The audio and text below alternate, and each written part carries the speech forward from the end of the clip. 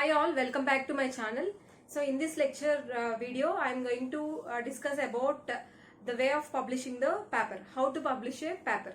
ఒక రీసెర్చ్ పేపర్ని ఎలా పబ్లిష్ చేయాలి and what are all the constraints to consider before publishing a research paper. So these are some list of important constraints to consider before publishing a research paper. So first మనం research పేపర్ని publish చేయాలి అంటే paper write-up అయిపోయిన తర్వాత మనం consider చేయాల్సిన first and foremost thing ఏంటి అంటే ప్లగారిజం. సో ఈ ప్లగారిజం అంటే ఏంటి అంటే సిమిలారిటీ చెక్. సో మన పేపర్ మిగతా అదర్ ఇంటర్నెట్ సోర్సెస్తో ఎంత సిమిలర్గా ఉంది. ఎందుకంటే మీరు ఎంత ఓన్గా రాసినా కొన్ని టర్మ్స్ ఎగ్జిస్టింగ్ స్టడీతో, ఎగ్జిస్టింగ్ లిటరేచర్తో, ఎగ్జిస్టింగ్ టర్మ్స్తో మ్యాచ్ అవుతూ ఉంటాయి. అవి ఇంటర్నెట్లో ఉంటే కనుక ఆల్రెడీ అవి ఇంటర్నెట్లో ఉన్నాయి కాబట్టి మీరు వాటిని కాపీ చేశారు అనే దాని కింద వస్తుంది అనమాట. సో కంపల్సరీ ప్లగారిజం అనేది అట్లీస్ట్ 20 to 30% ఇంకా కుదిరితే ఇంకా దానికన్నా లోపే ఉండేటట్టు చూసుకోవాలి. సో దీనికి సమ్ స్పెసిఫిక్ టూల్స్ ఉంటాయి, దాని గురించి ఇంకొక వీడియోలో చెప్తాను. సో ప్లాగరిజంని చెక్ చేసుకోవాలి అండ్ అది మినిమం ఉండేటట్టు చూసుకోవాలి. అది ఒక్కొక్క జర్నల్కి ఒక్కొక్క లెవెల్ ఇస్తాడు. కొంతమంది జర్నల్స్లో 15 అడుగుతాడు, కొన్ని జర్నల్స్లో 20 అంటాడు, కొన్ని జర్నల్స్లో 25 ఉండొచ్చు అంటాడు. సో వాళ్ళ టర్మ్స్ అండ్ కండిషన్స్ని బట్టి ఇది చూసుకోవాలి. సో ఫస్ట్ ఆఫ్ ఆల్ మీ పేపర్కి రీజనబుల్ ప్లాగరిజం ఉండేటట్టు చూసుకోవాలి. And next index selection. So మీరు ఎలాంటి జర్నల్స్లో, ఎలాంటి ఇండెక్సింగ్ జర్నల్స్లో మీరు వేయాలనుకుంటున్నారు ఆల్రెడీ లాస్ట్ క్లాస్లో చెప్పాము. సో స్కోపస్ ఇండెక్స్లో వేద్దాం అనుకుంటున్నారా, ఎస్సీఏలో వేయాలనుకుంటున్నారా, లేదంటే వెబ్ ఆఫ్ సైన్స్లో వేయాలనుకుంటున్నారా. సో ఫస్ట్ మనం ఇండెక్స్ని ఫిక్స్ చేసుకుంటే దానికి సంబంధించిన జర్నల్స్నే మనం సెలెక్ట్ చేసుకోవాలి. Next journal selection. So index fix చేశారు, సపోజ్ నేను స్కోపస్ పేపర్ వేయాలి. సో స్కోపస్ ఇండెక్స్డ్ జర్నల్స్లో ఏ జర్నల్ని నేను పర్టికులర్గా సెలెక్ట్ చేసుకోవాలి. చాలా ఉంటాయి కదా, దాంట్లో ఏ జర్నల్ని అంటే ఫస్ట్ మీ డిసిప్లైన్ ఏంటి. So you're from computer science background or you're from triple background or what. So మీ బ్యాక్గ్రౌండ్ డిసిప్లైన్ని బట్టి ఫస్ట్ సెలెక్షన్ ఉంటుంది, జర్నల్ సెలెక్షన్ ఫస్ట్ ఉంటుంది. అండ్ నెక్స్ట్ మీ రీసెర్చ్ ఏరియాని బట్టి కూడా నెక్స్ట్ లెవెల్ ఆఫ్ సెలెక్షన్ మనం చేయొచ్చు. అంటే కంప్యూటర్ సైన్స్ డిసిప్లైన్లోనే డిఫరెంట్ జర్నల్స్ ఉంటాయి అగైన్. సో దాంట్లో స్పెసిఫిక్గా మీరు సెలెక్ట్ చేసుకున్న డొమైన్కి సంబంధించి, అంటే జర్నల్ నేమ్ చూస్తేనే మీకు అర్థమైపోతుంది, డీటెయిల్స్లో కూడా వెళ్ళక్కర్లేదు. సో మీ డొమైన్ నేమ్కి రిఫ్లెక్ట్ అయ్యే జర్నల్స్ని జనరల్గా సెలెక్ట్ చేసుకుంటే బెస్ట్ అనమాట. So journal selection.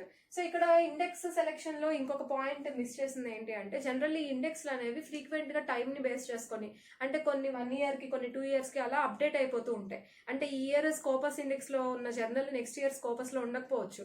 సో కేర్ఫుల్గా ప్రెసెంట్ మీరు ఎప్పుడైతే పబ్లిష్ చేయాలనుకుంటున్నారో ఆ ఇయర్లో స్కోపస్ ఇండెక్స్, లేదంటే ఆ ఇయర్లో ఒక పర్టికులర్ ఇండెక్స్లో మీరు అనుకుంటున్న జర్నల్ ఉందో లేదో చూసుకోవడం చాలా ఇంపార్టెంట్. అది చాలా కేర్ఫుల్గా చూసుకోవాలి. నెక్స్ట్ జర్నల్ సెలెక్షన్ మీ టాపిక్ని బట్టి, మీ డిసిప్లైన్ని బట్టి సెలెక్ట్ చేసుకుంటారు. నెక్స్ట్ ఇంకేం ఆస్పెక్ట్స్ మనం ఆ జర్నల్లో చెక్ చేయాలి అంటే, జర్నల్ని సెలెక్ట్ చేసుకున్నారు, దాన్ని ఫైనలైజ్ చేసేసుకోవచ్చా, ఆ జర్నల్ని మనం ఫైనల్గా సెలెక్ట్ చేసుకోవచ్చా, లేదంటే ఇంకేదైనా ఆస్పెక్ట్స్ చెక్ చేయాలా అంటే ఇంకా చాలా ఆస్పెక్ట్స్ మనం చెక్ చేయాల్సి వస్తుంది. అదేంటి అంటే time to get the first response. So మీరు పేపర్ ఆ జర్నల్కి పంపించిన తర్వాత ఫస్ట్ వాళ్ళు ఫస్ట్ రెస్పాన్స్ ఇవ్వడానికి ఎంత టైం తీసుకుంటారు. కొంతమంది 1 month తీసుకుంటారు, కొంతమంది 2 months, కొంతమంది 6 months, కొంతమంది 1 year కూడా తీసుకుంటారు. Based on your index you have selected, based on the journal and based on the journal policies. So మీకు పేపర్ అర్జెంటుగా కావాలి, వెంటనే పబ్లిష్ అయిపోవాలి, మీకు అంత టైం లేదు, ఇలాంటి అదర్ కన్స్ట్రెంట్స్ని కన్సిడర్ చేసుకొని వాళ్ళు ఫస్ట్ రెస్పాన్స్ ఇవ్వడానికి ఎంత టైం పట్టిద్దో వాళ్ళ జనరల్ ఇన్స్ట్రక్షన్స్లో మనం స్టడీ చేసి దానికి ఓకే అయితేనే ఆ జర్నల్ని మనం సెలెక్ట్ చేసుకోవాలి. నెక్స్ట్ ఫస్ట్ రెస్పాన్స్ అంటే ఏంటి, యాక్సెప్టెన్స్ అనేం కాదు. అసలు మీ పేపర్ మేము రిసీవ్ చేసుకున్నాము, మీ పేపర్ బాగుంది, మేము ఫర్దర్గా స్టడీ చేస్తామని కానీ, మీ పేపర్ యాక్సెప్ట్ అయిందని కానీ, మీ పేపర్ రిజెక్ట్ అయిందని కానీ, లేదు అంటే ఇలాంటి చిన్న మోడిఫికేషన్స్ ఉన్నాయి, ఇవి మీరు చేస్తే మీ పేపర్ని మేము యాక్సెప్ట్ చేస్తామని కానీ, ఏదైనా సరే మనం వాళ్ళకి సబ్మిట్ చేసినప్పుడు మనకి వాళ్ళు టువర్డ్స్ అవర్ పేపర్, మన పేపర్ని వాళ్ళు స్టడీ చేసి ఫస్ట్ మనకి రెస్పాండ్ మెయిల్ అనేది వస్తుందన్నమాట. ఆ రెస్పాన్స్ మెయిల్ అనేది ఎంత టైంలో వాళ్ళు ఫస్ట్ రెస్పాన్స్ మెయిల్ ఇవ్వగలుగుతారు. ఎందుకంటే ఒకవేళ మన పేపర్ రిజెక్ట్ అయింది అనుకోండి, వాళ్ళు 1 yearకి ఇచ్చారనుకోండి రిజెక్ట్ అయిందనే ఇన్ఫర్మేషన్, ఆ 1 year మనకి టైం వేస్ట్ కదా.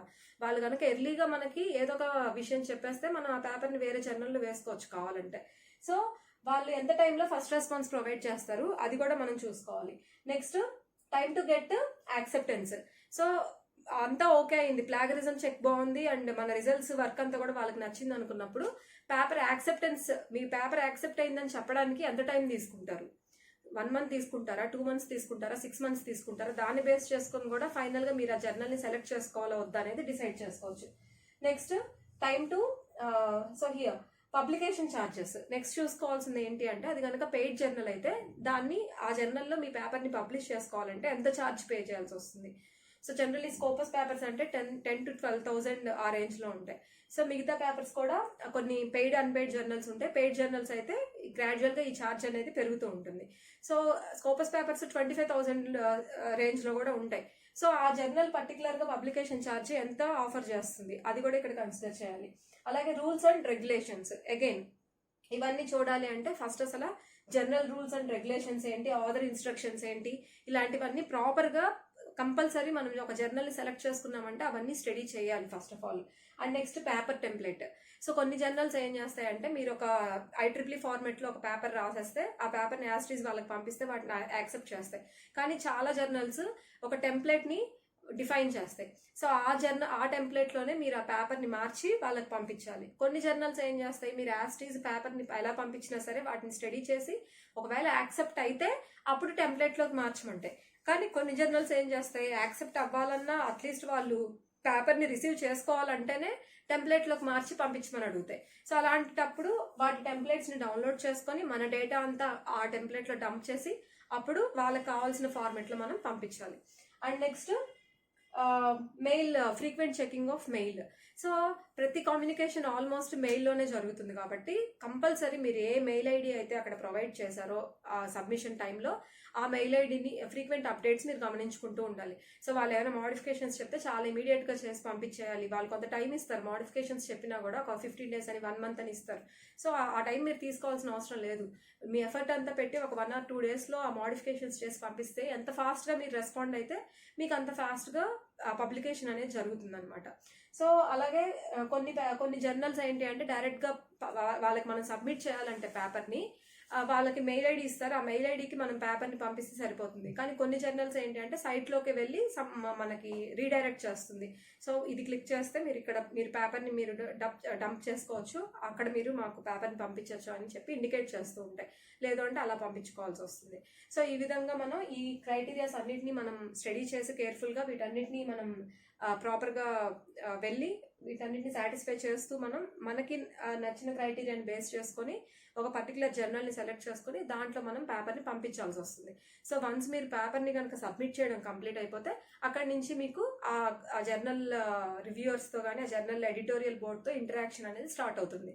సో వాళ్ళు మీకు మెయిల్స్ చేస్తూ ఉంటారు, మీ పేపర్ రిజెక్ట్ అయిందని, లేదంటే ప్లాగరిజం ఎక్కువ ఉంది, సో కొంచెం తగ్గిస్తే కనుక మేము దీన్ని కన్సిడర్ చేస్తామని ఒక్కొక్కసారి రెస్పాన్స్ ఇస్తారు. ఒక్కొక్కసారి మా ఫీల్డ్ అండ్ మీరు పంపించిన పేపర్కి మా జర్నల్ థీమ్కి సంబంధం లేదు, సో మీరు వేరే జర్నల్లో వేసుకోండి, మా జర్నల్లో వేయమని ఒక్కొక్కసారి.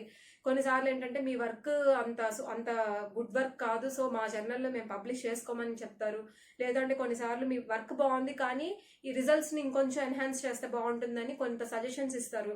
సో ఆ సజెషన్స్ని బేస్ చేసుకొని మనం మళ్ళీ మోడిఫికేషన్స్ చేసి మళ్ళీ వాళ్ళకి సబ్మిట్ చేయాలి.